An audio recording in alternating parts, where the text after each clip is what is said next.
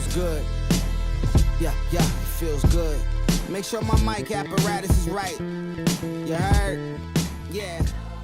What's going on, guys? Thank you guys for tuning into another episode here at Grizzly Talk. I am your host at Mike on the mic here, and we got a bit of a Fresno legend here in the building today, man. Thank you so much for coming out. Man, no problem, man. Yeah. Thanks for having me. Yeah, how you feeling, man? We got Isaiah the comic in the building. Hey, man, you know what's up. Fresno, California in the building.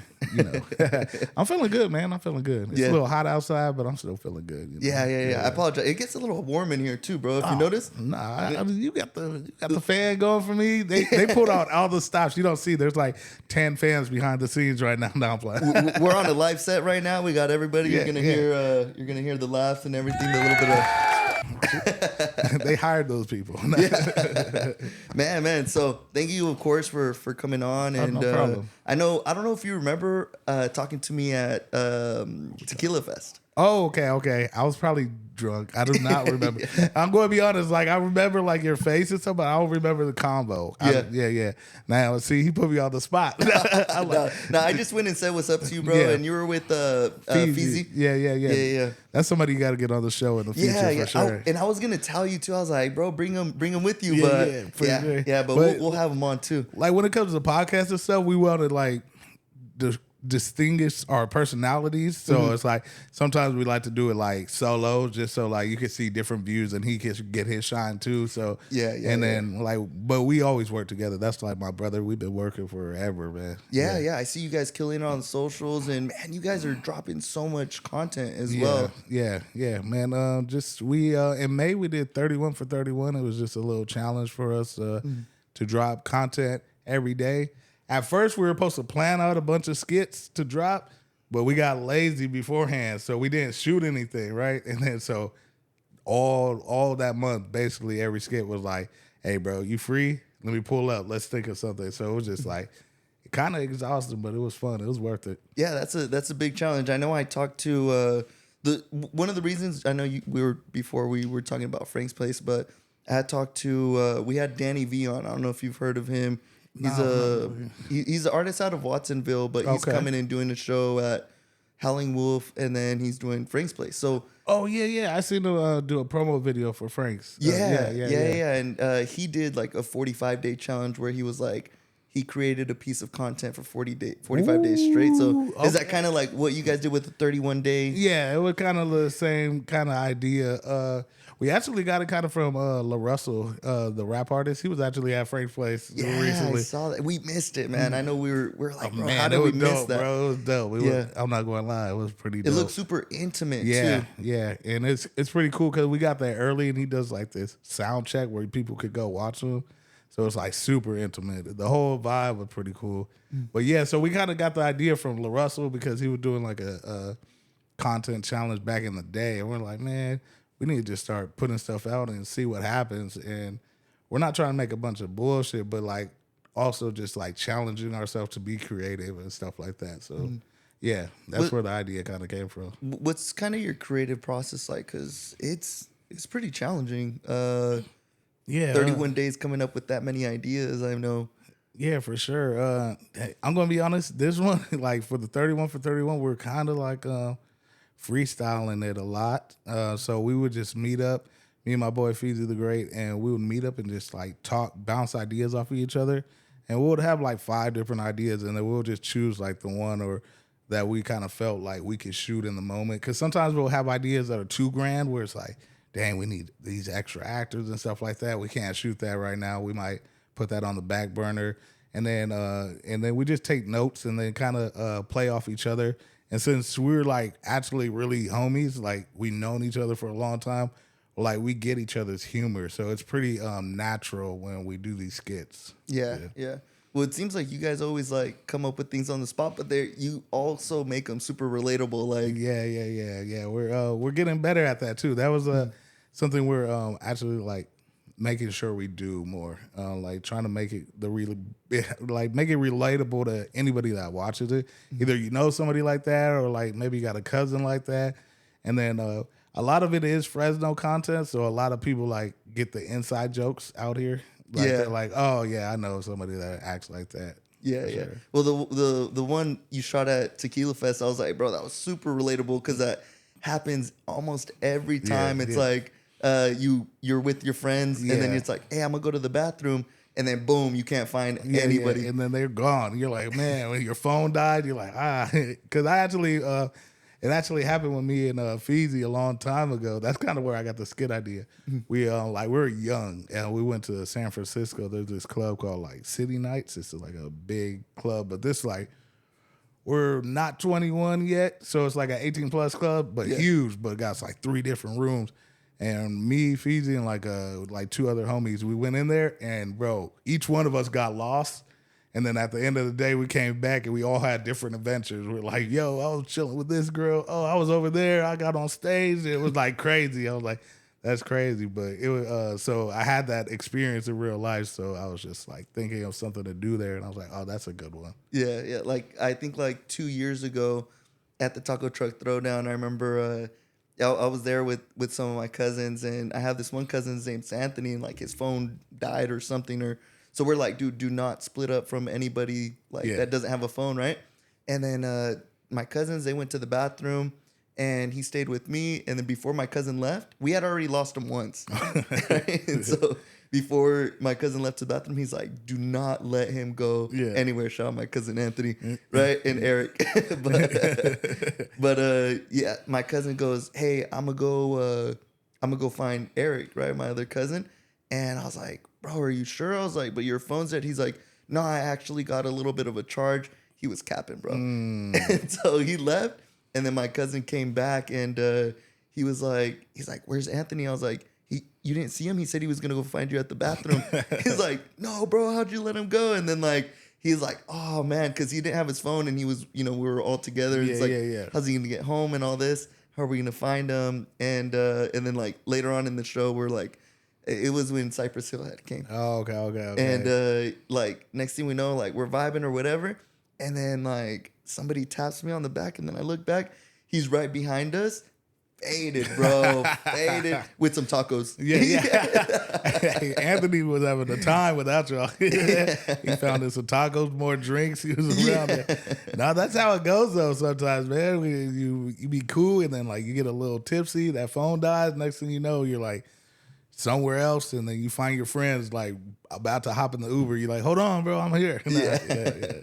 Man, so what's kind of your background, bro? Like, what was your upbringing like? Like, I feel like everybody, like, you've grown, like, you're very well known here in Fresno, right? Like, you've done some pretty dope stuff, but like, what was it before all of this? Like, how did it start, or what was your upbringing like? Well, I'm born in Fresno, California.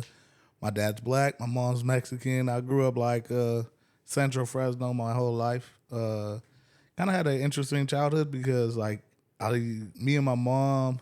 My dad was in and around my life, but me and my mom used to live like in a guest house of a white people's houses.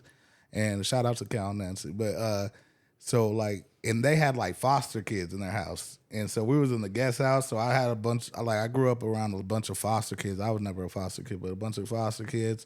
And we were just like, man, we were like close to the Fresno High area. So we'll go to Fresno High, Tower area, and just like go mess around and stuff like that. And then, but that always made me appreciate life because like, my mom would have her ups and downs. Like there was moments where we were a little lower, and moments where she was making a little more money. So I was always like lower middle class, like bouncing back and forth. But being around like foster kids and stuff like that, hearing their stories, it always made me like appreciate life, man. Like life could always be a little worse. And a lot of them had like good energy and good like they still were like positive about things even though like they lost so much and in a system some of them couldn't even see they sisters no more, the lost parents and stuff like that. And so even though my dad was like he was more on the gangster side and like drug dealing and stuff like that, so I got to see like all these different lifestyles. So when I with my dad, I'll see some crazy stuff, and he was a rapper back then, back in the like 90s. So like I'll be in the studio and stuff, like guns on the table, like drugs and stuff like that. And then go back with my mom. She's super in church. I'll wake up the next day, I'm in church praising God. It was like a kind of a crazy experience, but that's also why I think I'm like when I do my stand up, I can relate to a lot of people because I seen a lot of different things, and like my range was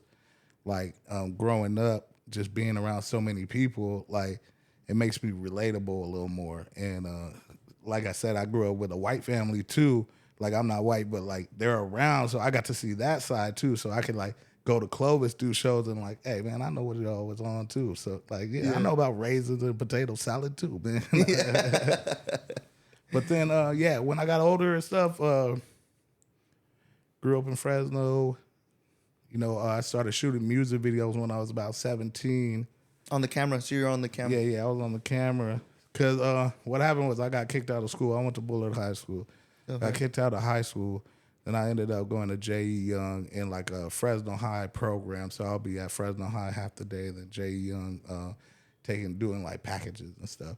And then, man, I was just messing up. What got you, if you don't mind sharing, what got you kicked out of school? It wasn't nothing like crazy. It wasn't like fighting and stuff like that. It was just like I was on a transfer at Bullard, and okay, maybe a little fighting, but so I would get in trouble. But a lot of my fighting, I'm going to be honest, was like people like used to mess with me, and then like I would retaliate, and then I just wasn't doing my schoolwork. I was just like not in the right Mindset, yeah. And then my mom would work so much, so when I went to J.E. Young, she like really couldn't be like on top of me. So like J.E. Young, like I used to take. It's like a homeschool or yeah. So it's like you go meet with the teacher once a week, and then you just get packages, right? So I just stopped going to meet the teachers, and like I stopped for like a month, and then they finally called my mom. And was like, "Hey, your son's not coming." My mom called my dad, who lived in Cleveland, Ohio. Next thing you know, the next day, my mom had a bus ticket for me. It was like, hey, you moving with your dad? And so I was like, boom. I moved to Cleveland from Fresno. Like, what? So, Yeah. And then, I didn't know that. Yeah. So I was in Cleveland for like about 8 months. What was Cleveland like? Whoo. Cleveland made ocean me, or what? Nah. Shout out to Cleveland, but Cleveland made me appreciate Fresno, man. Cleveland, like Fresno, I love Fresno because Fresno thinks it's like crazy, and then you go to a city that's kind of like crazy for reals, and you're like, dang, bro, like the projects out there is wild, bro. It's it's crazy, man. Like the first day, bro, like somebody banged on me, pulled out a gun, was like, where you from? Woo, woo. I'm like, bro, I'm from Fresno, bro. I don't know any of you what's going on. They were like, California people have a staring problem. That's what my dad told me. He was like, cause I was just like staring at dude, and then he just started gangbanging on me, and then I was like, oh shit, what I do? Then the first time I went to the park, seen some crazy stuff, like 3 fights in one day, just going. It was like wild, and then my younger brother got locked up. Like, right, it was just a lot of stuff. And it was an experience. Cleveland was fun, though. I had fun out there. Yeah. I've been out there, actually. Right, yeah? I went out recently, like a few months ago. Okay. And it was definitely different. I was like, where's the raza out here, bro? Oh, I was like, bro, that's the one thing, bro. I like I said, I'm half Mexican, but out there I was like Puerto Rican all day. Like everybody was like, bro, you Puerto Rican? I was like, nah, my mom's Mexican. They were like, nah, you Puerto Rican. Like I was like, all right, whatever y'all want to, whatever. Yeah. Like, bro, Mexicans rare out there. Mexican food, sorry, it's trash out there because there is no Mexicans. Again, the cool thing though, on the black side, there's a lot of black culture there. Like you'll see like black people in like power positions, like judges, a lot of police officers, a lot of like everywhere you go, there's like nurses. It's just like a lot of more black people. But it's like a lot of black and white. It's kind of it's like 50-50 almost. Yeah. And then so that was like a culture shock. I mean, I was like, oh shit, where's the Mexicans at? Where's the Asians at? You know, like California, we're so diverse. So out there, it did teach me like a little bit about culture a little differently. Yeah. And their lakes, like that's an ocean, bro. Yeah, it's huge, man. They're like, so Cleveland do got some beautiful spots. So like their downtown's amazing. Yeah. Lakes amazing. But it's just like there's certain parts where you're just like, oh man, this is crazy. This is some project stuff. But anyways, that's how I got into music videos though, because I moved to Cleveland. My brother was rapping. My brother got locked up. I won't speak too much on like why, but like he got locked up. He was my younger brother. He was 15. He had to do 2 years real quick, and I was like, by the time he gets out, I'm going to learn how to shoot music videos. So when he gets out, he got something like, because he was a dope rapper. So I was like, I'll shoot for him. Boom, boom. I moved back to Fresno and I was like, man, like, I don't know how to shoot music videos. So, like, how old were you when you moved back? I was like 17. Okay. Yeah, so okay. I was like, you know, so you're all getting into adulthood. Getting into adulthood.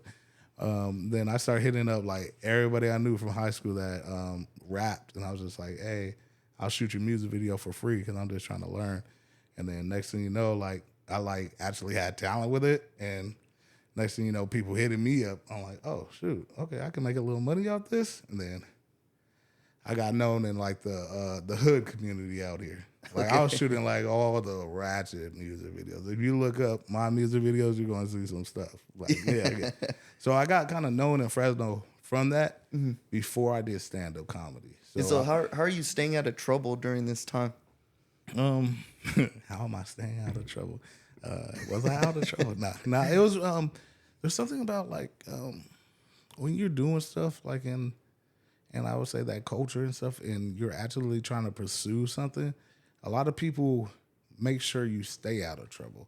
So a lot of my homies and stuff like that, seeing that I had a talent with the camera and stuff. So anytime like there'll be like some stuff going on, they'll be like, nah, bro, like don't That's come not for around you. right now, Yeah. like bro.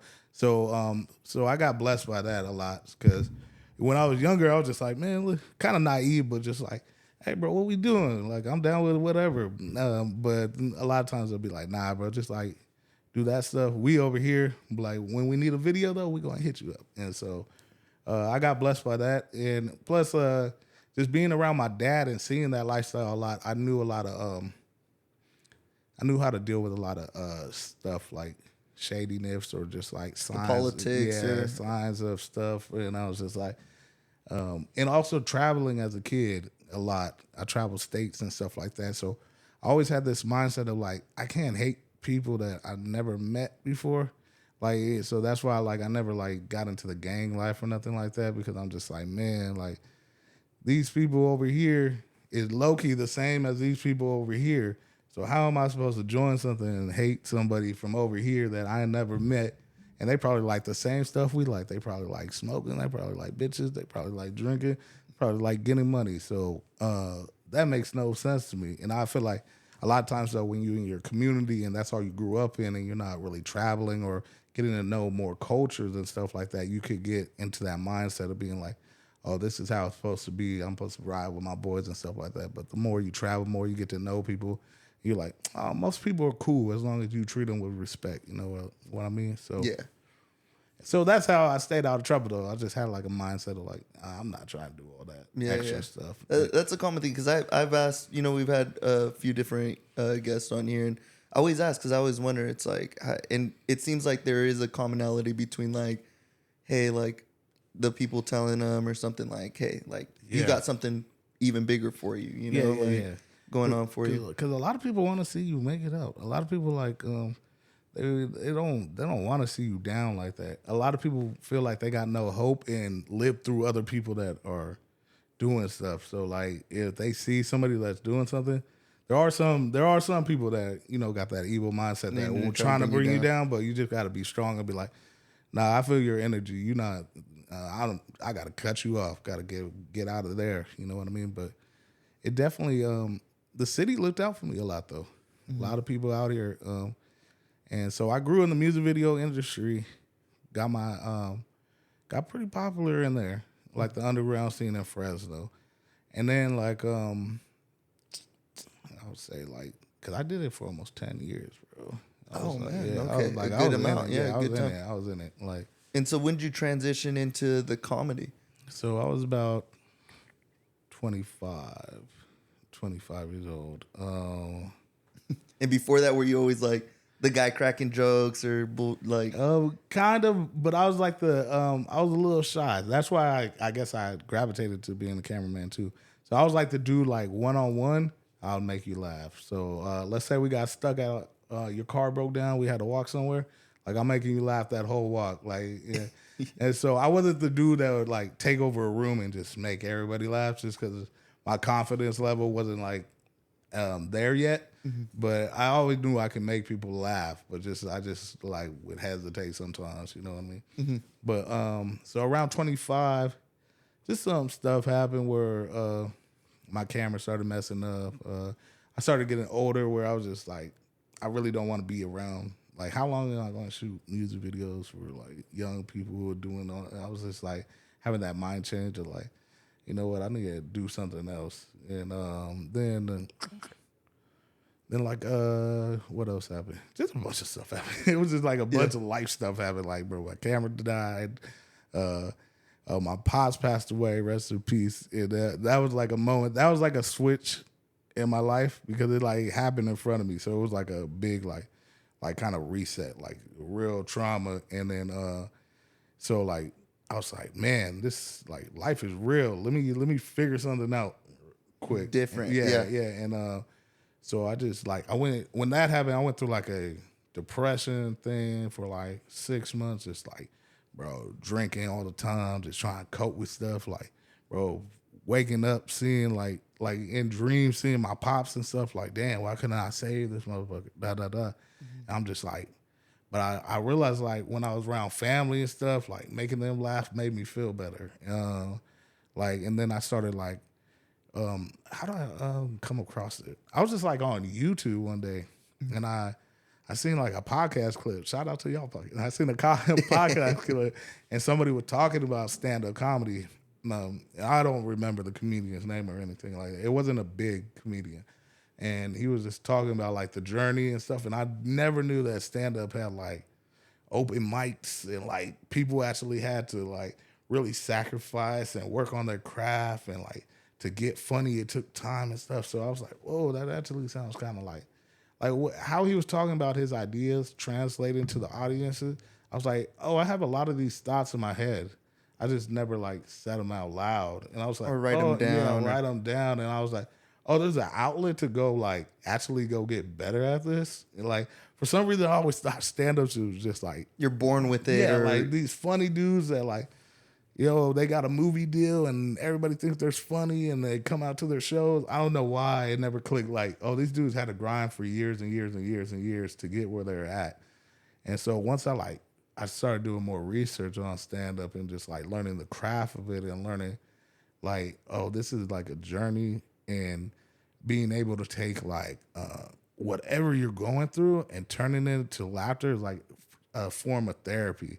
And so once I kind of realized that, there was like a click in my head, and I was like, you know what, I'm going to try that. And I didn't even know Fresno had stand-up here. I'm going to be honest with you. Like at that time, I was like, stand-up in Fresno? What? Like I never heard about no stand-up out here. We got a lot here. You know, I'm kind of learning a lot more as well. But you know, like growing up, like people are like, man, like I hate Fresno, or I want to get out of Fresno or something. I'm like, actually, I love the city, bro. You know, there's so much. Yeah, and that's what we're trying to change, man. People got to stop talking like that, man. Yeah, 100%. Because if you really from here, bro, you got to represent yourself and stop like downing yourself, man. Because there's a lot of great artists out here, a lot of people that are really influencing things, and a lot of culture here, and a lot of people that are really working hard on the craft. We're kind of in a bubble though sometimes, so we don't get seen, and we haven't like really popped that bubble.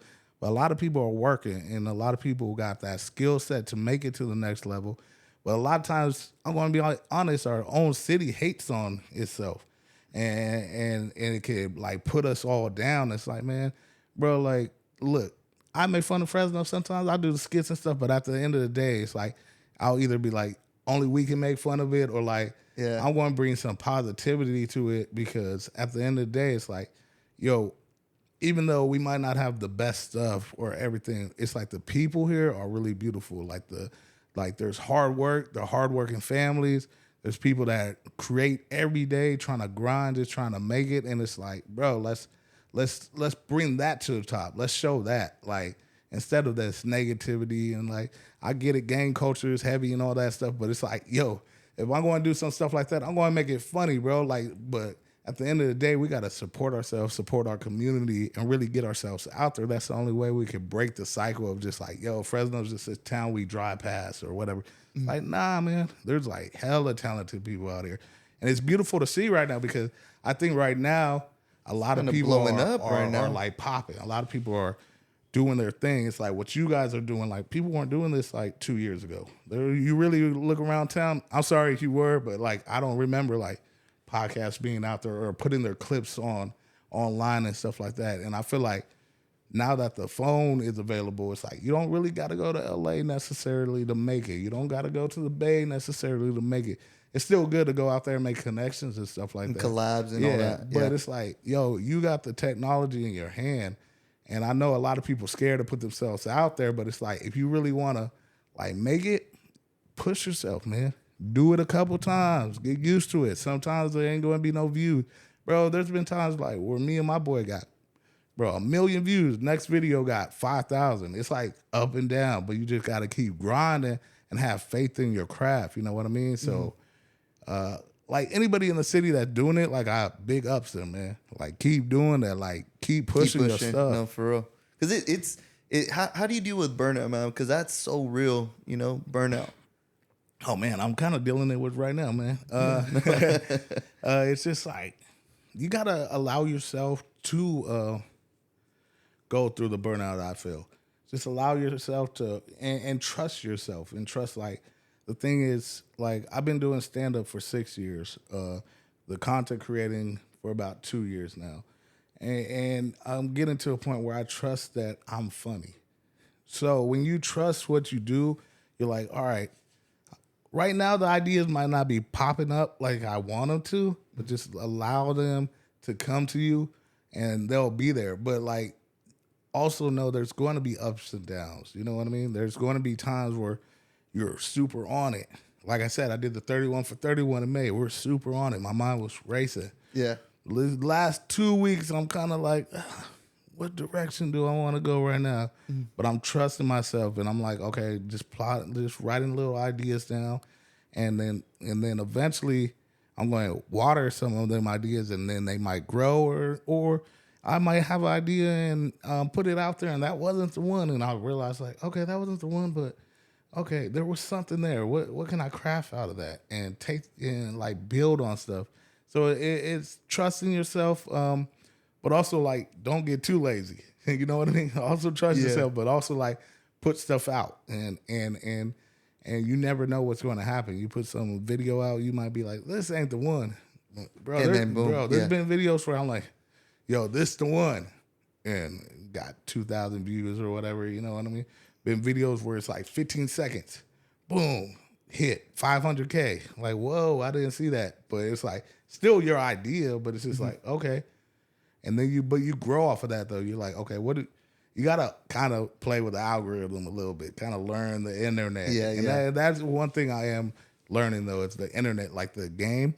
So it's like you got to be true to yourself, but also know the internet game. So it's a little fine balance because I'm not really like we'll do some trendy stuff, but I'm really not no knock on it, but I'm really not the dude that's like, yo, let's copy every trend that's going on, you know, and just kind of try to pop like that. But it's like also know the time limits. Like, yo, a 15-second video is probably going to do better than a 25-second video. Oh, a 30-second video is probably going to do better than this. And, you know, like, the times of the days, you got to study that. Watch, okay, it's better to post on TikTok at this time because people are waking up to go to work and they check their phones. Oh, and all that, like, little stuff, like, that shit adds up. It, like, makes a difference, like, in hitting the algorithm and the hashtags and, like, just watching how it moves and stuff like that. But also being true to yourself and create your be creative with your stuff. You know what I mean? Well, what was one of the first like videos that you dropped that went pretty viral, and you were like, "Whoa, like this has never happened before." Or what? Because I feel like first when you start, it's like hitting 1,000 views, then 5, 10, like 20, 30, 50, and then 100. Yeah. And you've had, I think one of the reels I saw, you had like over 3 million. Yeah. Like that's got to feel crazy, bro. I can't wait to have something like that. Yeah. You'll get there. Which way? The video that kind of popped the most, but it was weird because it didn't pop in Fresno. So me and Feezy the Great, he came up with a video about like phantom cries because he has daughters, and it's basically a video of him playing the game. and him like imagining that he was hearing his daughter like crying, and he would like go check on her, and then, like she's asleep. And so we did like a little skit like that. It's like a 30-second skit, and then I edited that skit, shot it and stuff, and then we just put it up. And I put it up kind of late. Woke up in the morning and it had like 10K. I was like, huh, that was weird, because all our videos before that, like I think our highest video was like 5 or 6K. So we're like, oh, okay, there's something here. And then like we noticed like people commenting on it. Next thing you know, by the end of the day, it was like probably almost at 100K. And we were like, oh shoot, what's going on? And then the shares were going crazy. So like when, like if people don't know this, a lot of times that's the way, like a tell to know if your video is about to go viral. A lot of shares. Yeah, a lot of times the shares go higher, but the views don't catch up. So like sometimes there'll be like a video that if a video's going viral, I'll see and it'll be like 500 shares, but the video might only have like 1,000 views. It's like the system hasn't caught up to it to like show all the views yet. So we were like looking at the shares. I was like, whoa, that's a crazy amount of shares. And bro, that video just like every day, just bro, like our comment section was just like, and like once it hit that, because the thing with the algorithm, once it hits it and like it sees like, oh, this is a video that people like, it just shoots it out. It'll just shoot it out, and then, bro, like we got a bunch of likes, bunch of comments, and I think that video right now is like at 2.4 mil. But that was our first million video, and that was before like the Fresno stuff and all like that. Mm-hmm. But we noticed like it's a good thing to have like that balance of like being worldwide and also being local, because like nobody in town seen that video. Like, so we have no idea what audience that hit really. Mm-hmm. So it's like, because you can see the analytics. Yeah, and everything. So it was just like Fresno. There was a couple people that watched it from Fresno, but it was really like nationwide. So it's like you get a pocket of people here, a pocket of people here, a couple hundred there, a couple hundred there, and it's hard to build like a fan base like that unless you're constantly able to hit that. And then so what I guess the switch was, I made a bus stop video, and I re-uploaded it recently, and it went viral again. But I made a bus stop video a while where back. you like dropped, or somebody dropped their like transfer pass or something. Is it that one? No, it's a different one. It's a little further back. That's how we got to work with FaxBus, because I dropped this original one where it's just like how it feels to wait for the bus. Mm-hmm. And it's just like me walking in the middle of the street, like, where's the bus coming? And like just a bunch of stuff like. Because I used to take the bus for years, so it was just like natural stuff that it was more relatable. Relatable, yeah. And that one went up like 500K at the time, but a lot of people from Fresno seen it because it was the fax bus. It was people seeing like the street signs where it was at, and it was like, oh, I know where that's at, da, da, da. And that was like the first like taste of like, I guess like being known in Fresno was that video. Like, and I was like, and I kind of seen that, and I was like, yo, we should kind of tap into this. Like, 'cause me and Feezy like been all around here. We know everything like about the city for the most part. So it's like, yo, we got some stuff where we could say some stuff about here, and I think people will relate to it. And then and then we did that skit like I'm from Fresno, like.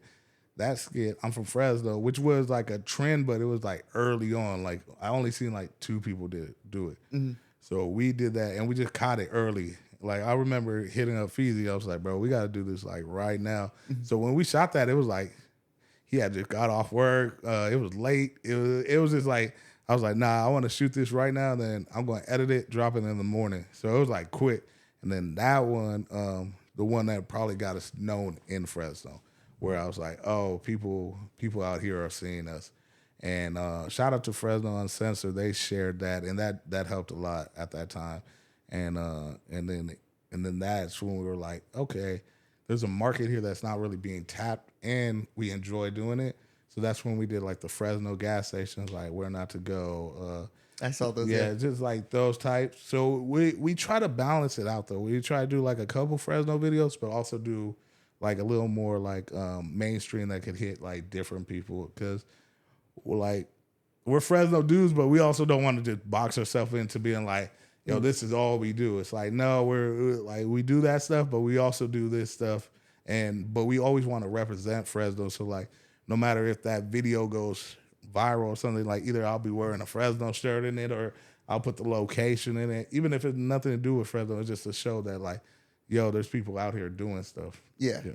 And how'd you come? Because I've seen like most of your content. I know you collab a lot with Feezy. Yeah. So how'd your guys' relationship come about? So me and Feezy like met a long time ago, man. Like when I was probably like 19, 20.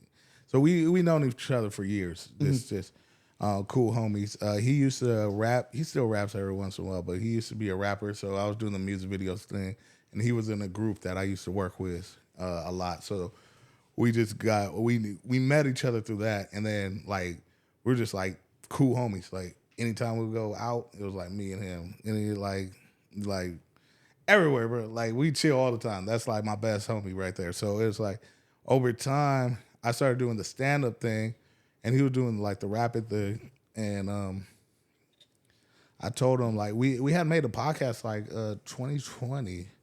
We did a couple episodes, and then just life stuff happened where it just like that's why I like what y'all do is like hard because just meeting up and doing it consistently. So we just like ran into that problem of like meeting up because we're trying to drop a video every Tuesday. It just kind of fell apart. Have everybody's schedules lined up and all that. Time. Yeah. So that kind of fell apart. We're still thinking about bringing it back eventually, but that I was still doing the stand up stuff. But we had worked and we had learned like the chemistry of us working together, like a working relationship together, and then I was doing stand up. I was kind of against the skits at first, man. Like, because I was just like, I don't know, man. Like, I want to be known for my stand-up comedy. I don't want to be known like, yo, he's like a TikTok dude that he's not really funny on. I don't know. It was just like a bunch in real life. Yeah. It was a bunch of mental stuff. And then eventually I got over that. I was like, yo, this part of the game. And also I could get different concepts out through skits that I can't get on through stand-up. Mm-hmm. And then so me and him were just chilling, drinking. And I had told him like, bro, I'm thinking about like doing skits, but I just like need somebody to help me film. And then he was like, bro, I got you. I was like, I'll film, like we can film a skit. And so I did a skit. The first skit was with me and my boy RB, the barber. Shout out to RB. And it was a haircut skit we did. And it was about like when your barber's like being too truthful with you. So he was like talking about my hairline or like talking. So it was kind of a real funny skit. So Feezy shot that first skit, and then afterwards I told him like we were just talking, and he told me like, bro, like I always wanted to be a comedian, like comedic actor. And I was like, what, for real? Like I never knew that about you. And he was like, yeah, bro. And then I thought about it. I was like, bro, we chill all the time. Bro, like you down? Like let's just start shooting skits together, bro. And he was like, yeah, bro, like I'm down. And that was the conversation, bro. From there we just started shooting, and then over time it became more like just like a chemistry where at first it was like sometimes we would have awkward moments, you know what I mean? But now it's just like a chemistry that we got down, and so that was just cool to see, and it's cool to do it with somebody that like you actually like. Have a connection with, and also like somebody that knows your style of comedy, and I know how he's funny, so we could bounce off each other, and it's natural. It's not like, yo, these dudes trying to force this. It's like, nah, we really been chilling for a long time, and then, like we're really homies. So like, you guys go everywhere together and stuff like that. It's like this is easy for us. Like it's hard sometimes coming up with ideas, but like being on camera and stuff like easy for us. And so. But that was like a blessing. Shout out to Feezy, man, because like Feezy. Shout out to Feezy for real, man. I haven't got a chance to connect with him or anything, but definitely hope to connect real soon. For sure, man. Good dude, good father. He be working hard, doing his thing out here, and it's just like that's a blessing to have somebody that's like that you could bounce ideas off of and stuff like that. Because he wasn't a stand-up, you know what I mean? Mm-hmm. Like now he's starting to host events with me and stuff, and he's dabbling his feet in the stand-up game, you know what I mean? It's definitely it's cool, and I didn't realize that it was going to be like a whole different craft, the content creating and the stand-up. I thought it was going to be similar, but it's like you get your different ideas off on content creation, and then like I still have my stand-up stuff. So like a lot of times when people come see my stand up, they'll be like a little shocked because they're like, oh, I didn't know like you're that good or whatever. Yeah. Because It's like the delivery is completely different, right? It's a whole different. It's a whole different thing. Still funny in both genres, but it's just but stand up is like that's my core. That's like what like eventually, you know, You want to be doing. you know what I mean? Because the skits came out of like, how do I get people to come watch me? So so that's a huge exposure. Yeah, it is. Yeah. Because I feel like we're living in a clip culture right now. For It's sure. like that's what's huge right now. And then another big thing, like kind of like how you mentioned, is having somebody. It's like having that team. Because like I know we talked about burnout, but it's like with these guys, it's like boom, and it's like I feel like I gotta let off the gas. It's like these dudes are gonna help me. Yeah, for sure. And vice versa as well. No, yeah, for real. Like building that team and having people that like. That's why it's good to have people that like that you trust and know, and also that you respect. So when they tell you something that you're like, hey, like my bro Fiji the other day was like, hey, bro, we got to start shooting, but I'm not going to take it as like an ego thing or like, bro, I don't want to shoot right now. It's like, nah, I trust that you got my back and you're seeing that we're like I'm not on it the way I'm supposed to be. Mm-hmm. So hey, all right, we got to start writing some ideas down and stuff like that. So having people in your team and your squad that are willing to even say something is big. Like being like, hey, because it's all love at the end of the day. And it's all like we at the end of the day, everybody wants to see each other grow, and so having that accountability is important, and having that like being able to be like, hey, bro, you're slacking, bro, or even if it's something you do or whatever. Like my boy, I have a mentor and a couple mentors in stand up, but one of my mentors like. He was like, when I first started doing stand-up and stuff, like the first year, he was like, bro, you do this weird thing with your arm on stage. Like your arm flaps like this. Mm-hmm. And every once in a while, I still do it. But like, at first I took it like, what are you talking about? And then he was like, nah, you got to trust me. Like, and then he's like, yo, sometimes you laugh too much at your jokes. You got to cut that back. And then it's just like having that trust of like having that outside view of being like, okay, he's not coming out of a place of like hate or like he just wants to see you do he better. wants to see me shine a little more, and also he's looking at it as an audience perspective. If he's saying that, other people are seeing that, even though I can't see it myself, and it'd be dumb to be like, oh, whatever, I got it, bro, I know everything. It's like, no, that's stupid. Like people are in your life to help build you up, and it's like also like be smart though. You could also be like, nah, I do that on purpose, but let me control it a little more or something. You know, like you got to know your strengths and weaknesses, but like also trust your team, though. Trust the people around you. Definitely. I know when we started this, like throughout the entire conversation, I remember both of them mentioned they're like, hey, you say like too much because like in a regular conversation, I'm like, you're talking and I'm like, mm-hmm. Okay.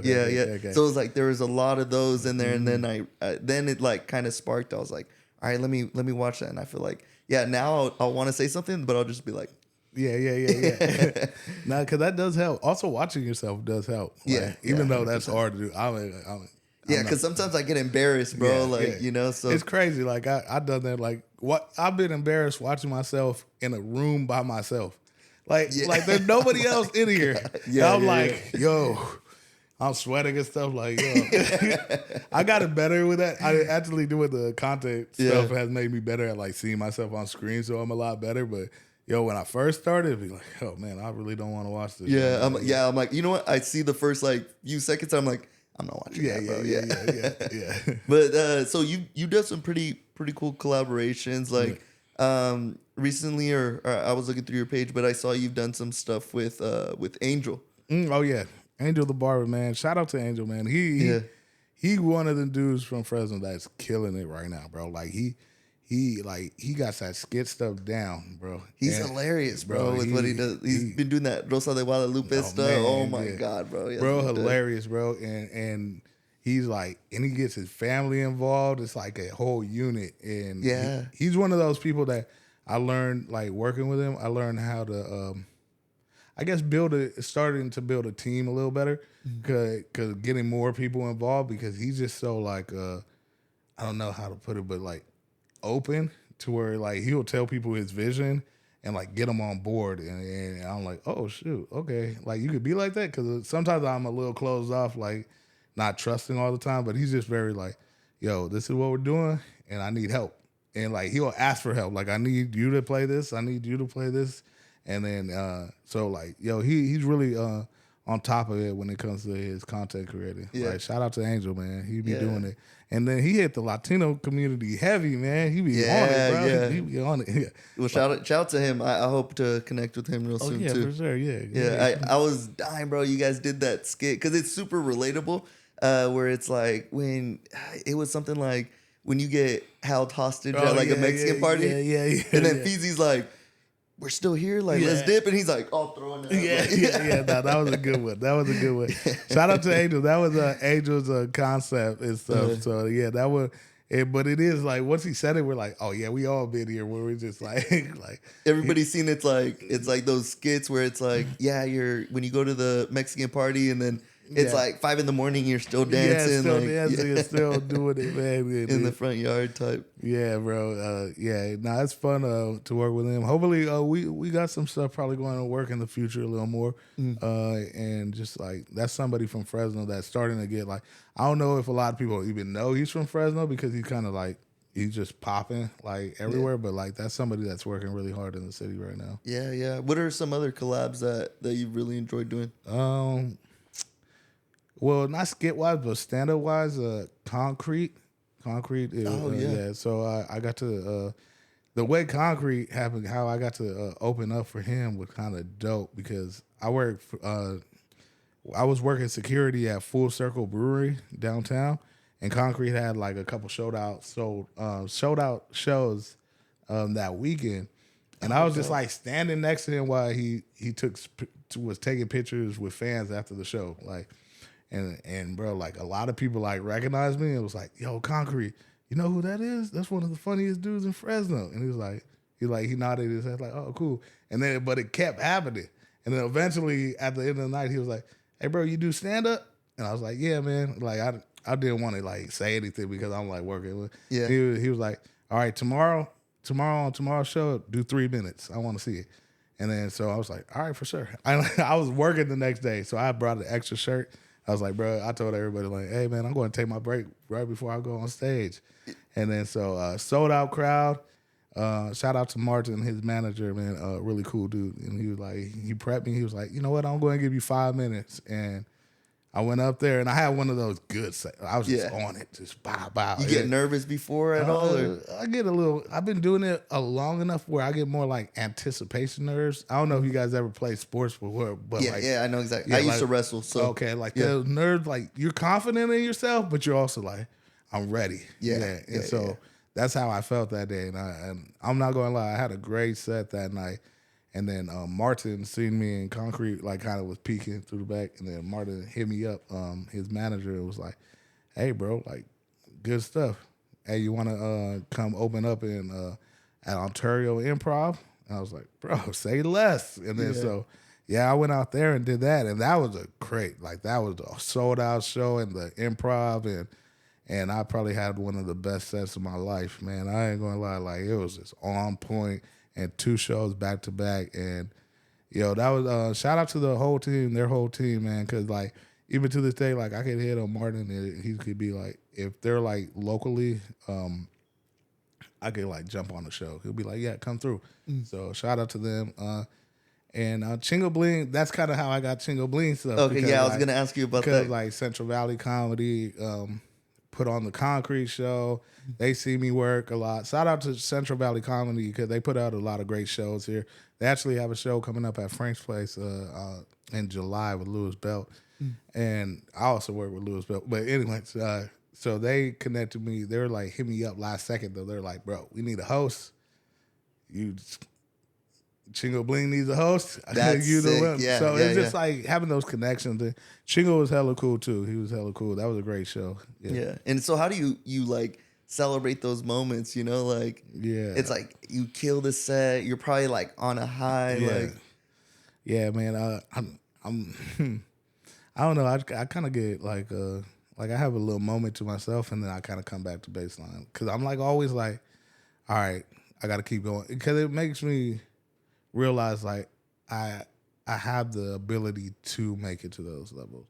Like when I did the improv, it was like that was my first time being like in that setting, a sold out comedy club, like a legit comedy space, and like doing what I did, I was like, okay, as long as I keep working, like this is possible. Like now there's proof. Like you just did that. So keep working. And I just like I just allow myself to just like, you know, internally, like good job. Yeah. Keep grinding though. And Yeah. then you know, like me and my team, you know, we every once in a while we'll have a couple drinks and stuff and talk about what's going on. But And they say like, "Hey, bro, you killed that yeah, show." Yeah. Yeah, for sure. Yeah. And so, what are some things? Yeah, you got a question for us? How important is conspiracy in comedy? Or consistency. Conspiracy theories are important. I know he was talking about consistency. That's what I was but thinking. conspiracy theories and comedy, oh my God. But consistency is like number one, bro. That because I'm starting, I would say I'm like starting to have a name out here in stand up where like a lot of younger comedians like, you know, they'll look to me for advice and stuff like that. And it's like consistency, bro. You got to get on that stage constantly, bro. Yeah. Like whether or not you did. This was my real test for like, because there's some people that come out and they're funny out the gate. My real test is like when you bomb. When you bomb on that stage, are you coming back the next day to try again? It's like when you bomb in front of 60 people and you was doing good, and this time it didn't work because that shit happens. Yeah. Or are you going to let that kill your whole spirit, or are you going to come back the next day and be like, you know what, I'm going to do this again? Yeah. And then even if you bomb again, you know what, I'm going to do this again. Can you give us a bombing story that you had? Oh, man. Let's see.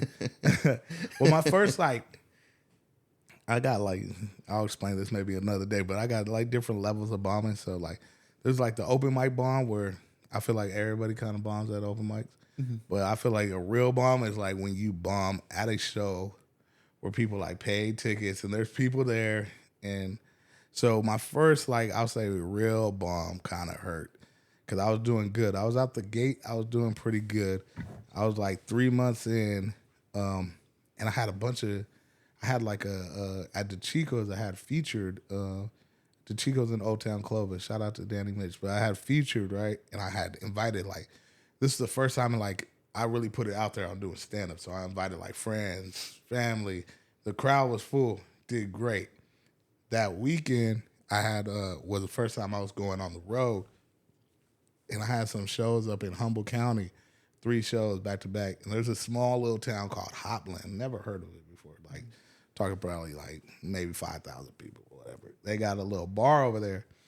We pull up to the show. There's about 60 people, but it's a small room, so it feels packed. And I'm feeling good. I'm a little overconfident. I'm feeling good because I just killed it the last night. So I'm like, all right, I got this. Man, I go up there, and like he called me up there. He was like, give it up for Isaiah Washington. I went up there, and I did my first joke. That did not work. It's just like, Oh. I wish it was like that. no. I hit the wrong button. It was this one. Yeah, straight up. So I did my first one, and I was like, okay, all right, maybe I didn't say that right. Then I did my second joke. Nothing. And I was like, oh, okay. No, this is weird. Usually this one works. Then usually my third one was like back then at least, was like the one like, all right. This one's gonna hit. Yeah, this one. Yeah. Bro, and I did it with so much energy because I was like, yo, I got to get him. Boom. And then I was like, I started stuttering. I was like, how y'all doing? I never did crowd work back then before. I was like, bro, I forgot my next line, everything. The crowd's just looking at me, and I'm like, my nerves inside are just like, yo, what am I supposed to do? Then I started talking.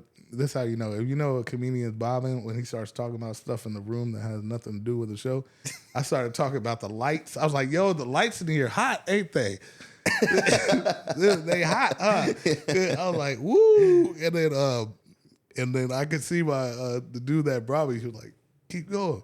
And I was like, yeah, Yeah, what was I talking about? And then like I got into my next joke, and it was just the same thing. And I was just like, all right. I kind of had to go into autopilot where it was just like I'm just saying the words, and so I'm just like I just got to get Through the set. stage. Yeah. Then like, and crazily, my last joke worked. Like I got a couple laughs every once in a while. Yeah. But like my last joke worked really good for some reason. And it was like a dark joke. I was like, oh, that's what y'all wanted. Y'all wanted some dark shit. Some dark humor. Yeah. And but bro, like that was the first time. Like there's like 3 times in my life comedy, like almost maybe like cry. Like that was the first time I got off stage, and like I'm broke. I'm paying for the trip. I'm really not making money, and I'm like, this is a new career path. I'm like, yo, what am I? I was outside like in a different town. Like, what am I doing with my life? Like it's really, bro. And then it's crazy. Like small things can just keep you going. Like, man. And I was like thinking. Then one dude from New Jersey, I don't know why he was over there, but he from New Jersey was like, bro, you're funny, but it was just like this was a real weird like setting and crowd, and he was just like, what's it called, bro? Like a couple of those jokes were like really good, bro. Like just keep going, and I like just something like that. I was like, all right, for sure. And then like I said, I had 2 other shows that weekend. Mm-hmm. I just went hard, bro. I was like practicing in the daytime, bro, and like I did great on those other 2 shows. But that one like woke me up. Was like, all right, you can't be overconfident because you never know what the crowd is, how the crowd's gonna respond. And then the better you get at stand up, you know how to read the room, crowd work. You know how to play your jokes up. You know how to just do certain things. But as a young comic, like you only got your jokes, and if that doesn't work, it's over. Yeah, man, but yeah, that was an experience. Yeah. Had a couple bad ones, but it's cool. So, what's one thing that someone doesn't, that people don't know about you that you wish they did? Damn, that's a tough one. You trying to get deep, man. What's one thing people don't know? I don't even know, bro. I can't think right now on that one. Yeah. We'll get back to it. But Okay, what's next for you, bro? What's next? I'm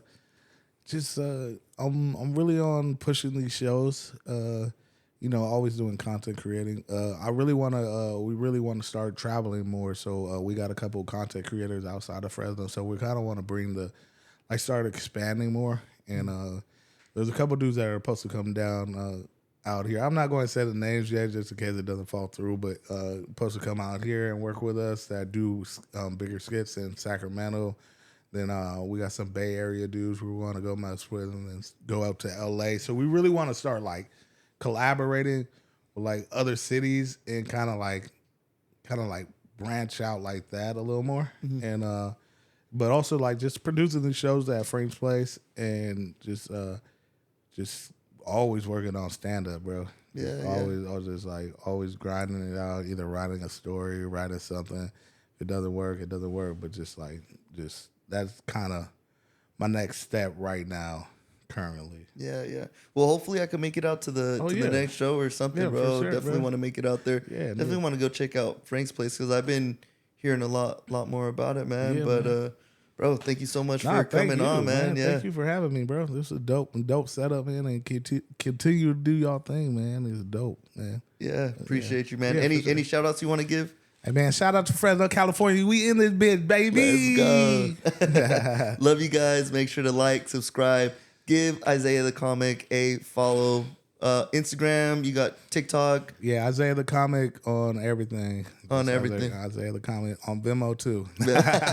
Even on OnlyFans? Or what? Hey, man. Yeah, yo. Maybe. He said it's coming. It's coming. You know what? You gave me an idea. Love you guys. We'll see you on the next one. Peace.